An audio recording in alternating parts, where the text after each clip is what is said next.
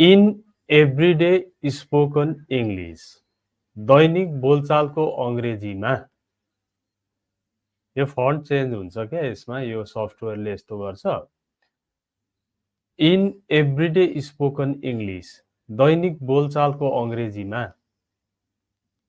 प्रतिक्रियाहरू प्राय अनौपचारिक र संवादात्मक हुन्छन् तपाईको रियाक्सन्सहरू प्रतिक्रियाहरू चाहिँ प्राय अनौपचारिक र संवादात्मक हुन्छन् औपचारिक यो स्पोकन र रिटर्नमा फरक छ नि त रिटर्न इङ्ग्लिस चाहिँ ए टु जेड मिलाएर लानुपर्छ स्पोकन इङ्ग्लिसमा चाहिँ कतिपय ल्याप्सेसहरू होइन स्लिप्सहरू हुँदा हुँदै पनि कुरा बुझिन्छ कुरा बुझियो भने त्यसलाई राम्रो नै मानिन्छ अब स्पोकन इङ्ग्लिसमा चाहिँ प्रतिक्रियाहरू प्राय जसो अनौपचारिक र संवादात्मक हुन्छन् तपाईँ व्यक्तिगत स्पर्शहरू थप्न सक्नुहुन्छ हेर्नु है यहाँ छ नि कुरो फलोअप प्रश्नहरू सोध्न सक्नुहुन्छ र यसलाई थप गतिशील र रमाइलो बनाउन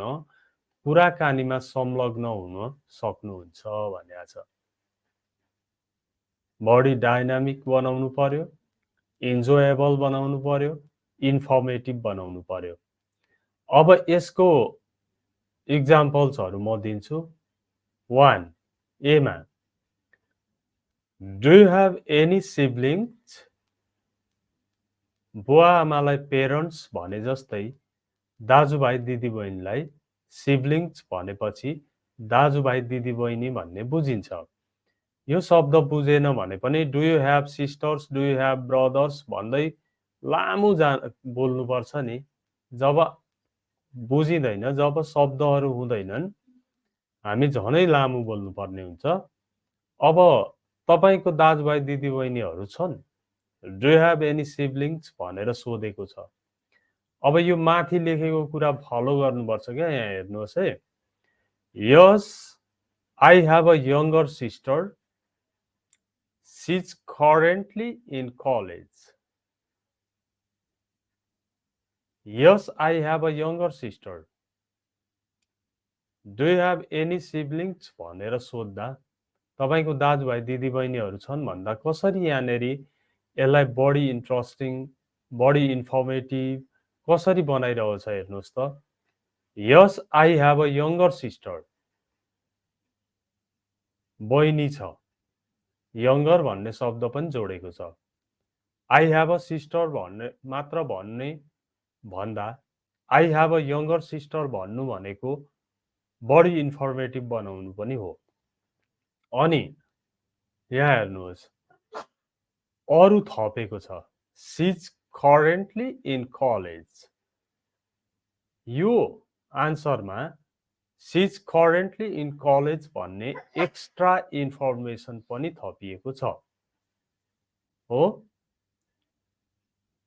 सामान्य आन्सर र यो आन्सरमा फरक छ हेर्नुहोस् do you have any siblings भन्यो yes I have a sister भन्यो कसैले त्यति मात्र भन्यो अनि कसरी इन्ट्रेस्टिङ अथवा इन्फर्मेटिभ हुन्छ त कुराकानी यस आई हेभ अ सिस्टर मात्रै भनेर हुन्छ त यङ्गर सिस्टर हो कि एल्डर सिस्टर हो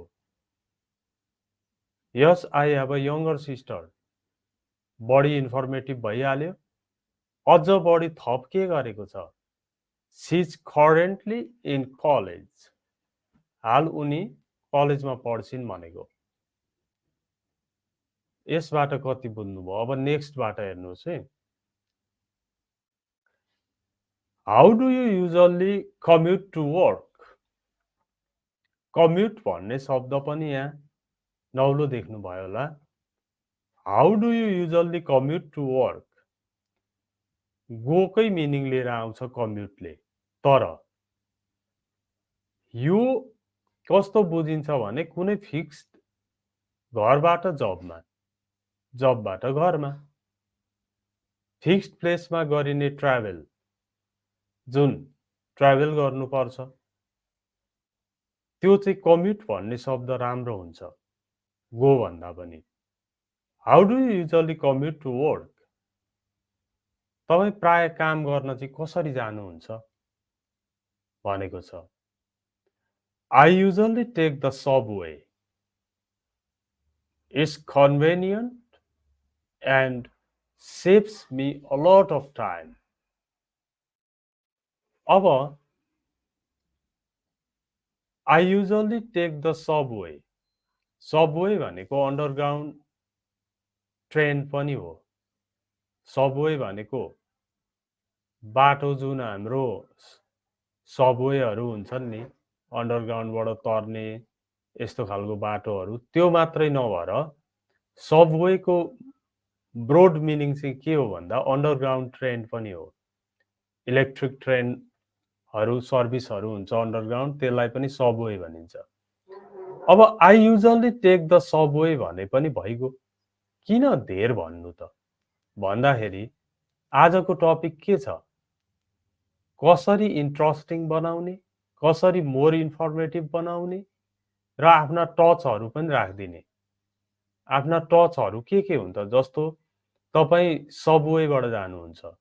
I usually take the subway भनेको तपाईँ अन्डरग्राउन्ड ट्रेनबाट ट्राभल गर्नुहुन्छ जबमा जाँदा। अब कारण के हो? तपाईँको टच के हो त्यसमा? It's convenient and saves me a lot of time. यो बढी कन्भिनियन्ट हुन्छ र समयको पनि बचत हुन्छ। Okay, next. यसबाट हजुरले एकदम बेहतर ज्ञान सिक्नुपर्ने हुन्छ है। सामान्य रूपमा यसो हेरेर छोड्ने कुरा यो होइन। हाउ आर युमा पनि हेर्नुहोस् ल। हामीले अलिकति एक्स्ट्रा कुरा गरिरहेछौँ है। How are you? तपाईँलाई कस्तो छ? I am good, thanks. How about you? तपाईँले आइ एम गुड थ्याङ्क्स मात्र भन्नुभयो भने कन्भर्सेसन सकिन्छ नि फेरि। इन्ट्रेस्टिङ पनि बनाउने, बढी इन्भल्भ पनि गराउने। दुवै पक्षको इन्भल्भमेन्ट नै कन्भर्सेसन हो। I am good, thanks. How about you? अनि तपाईँलाई कस्तो छ नि? त्यो पनि थपेको छ नि। ओके, अर्को हेर्नुहोस् है। साँझमा भेला भयो, बेलुका भेला भयो होला, होइन? अनि आज के गरियो त? हाम्रो पनि चलन छ नि। What did you do today? आज के गर्नुभयो? What did you do today? आज के गर्नुभयो त तपाईँले? क्वेसनमै डिड आएपछि आन्सरमा भिटु हुन्छ। प्रष्टै छ यो कुरा। क्वेसनमा जब डिड देख्नुहुन्छ आन्सर भिटु हुन्छ। What did you do today? आज के गर्नुभयो भन्दा I went to work and then had lunch with some friends. अब हेर्नु है, काममा गएँ र अनि केही साथीहरूसँग लन्च सन्च खाएँ, त्यस्तै हो भनिसकेपछि सक्यो नि त। तर किन? How was your day? तपाईँको दिन चाहिँ कस्तो भयो त? किन थपेको भन्दा इन्भल्भमेन्ट बढाउन, इन्ट्रेस्टिङ बनाउन। Okay, how did you do today? Sorry, what did you do today? आज के गर्नुभयो? I went to work and then had lunch with some friends. How was your day? हजुरको दिन चाहिँ कस्तो भयो नि? नेक्स्ट हेर्नुहोस्।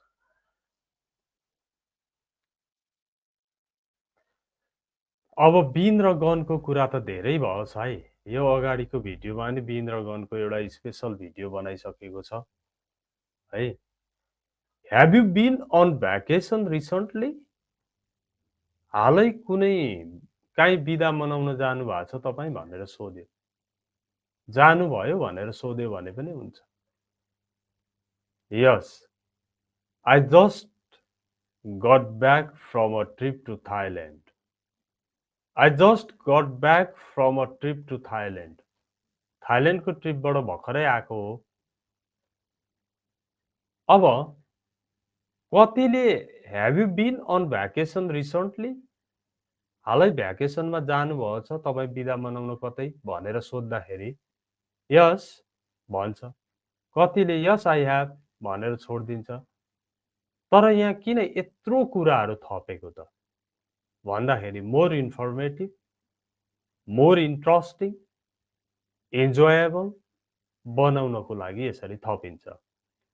यस I just got back from a trip to Thailand. म थाइल्यान्ड ट्रिपबाट भर्खरै आएँ। It was an amazing experience.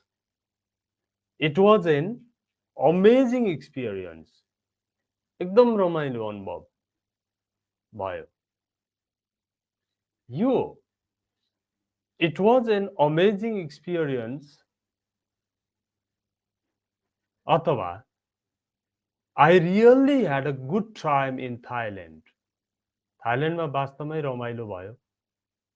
यो टच तपाईँलाई कस्तो लाग्यो त्यो कुराहरू पनि तपाईँ कन्भर्सेसनमा थपिरहनु भएको छ।